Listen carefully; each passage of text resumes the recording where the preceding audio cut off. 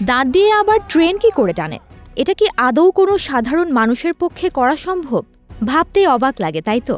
এমনই এক দুঃসাহসিক কাণ্ড ঘটিয়েছেন কুস্তিগির আশরাফ মাহরুজ।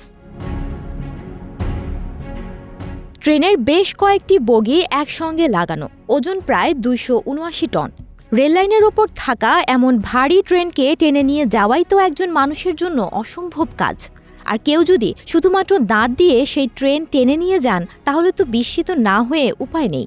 এমন বিস্ময়কর কাজটি করে দেখিয়েছেন কুস্তিগির আশরাফ। আশরাফ এই সপ্তাহে ৩টি ক্যাটাগরিতে গিনেস ওয়ার্ল্ড রেকর্ডের আনুষ্ঠানিক স্বীকৃতি পেয়েছেন। এর মধ্যে একটি হচ্ছে কেবল দাঁত দিয়ে ট্রেন টেনে নিয়ে যাওয়া, এবং অন্য দুটি হচ্ছে ভারী লোকোমোটিভ ট্রেনে নিয়ে যাওয়া এবং দ্রুততম সময়ের মধ্যে গাড়িকে ১০০ মিটার টেনে নেয়া। এই অবিশ্বাস্য ঘটনাটি ঘটেছে মিশরে। কুস্তিগির আশরাফ মাহরুজ সেখানে কাবঙ্গো নামেও বেশ সুপরিচিত।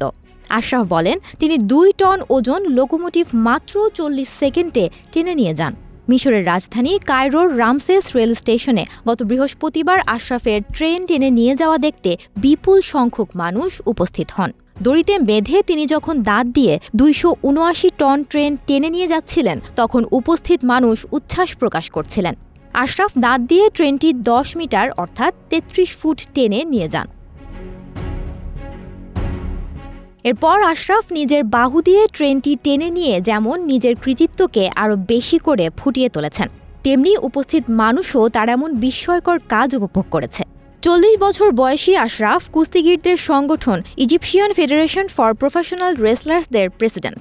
২০২৪ সালের ফেব্রুয়ারিতে মাত্র ৩০ সেকেন্ডে ১১টি ডিম ভেঙে কাঁচা খেয়ে রেকর্ড গড়েছিলেন। এর আগে ২০২১ সালে তিনি ১৫,৭৩০ কিলোগ্রাম ওজনের ট্রাক দাঁত দিয়ে টেনে নিয়ে রেকর্ড করেছিলেন।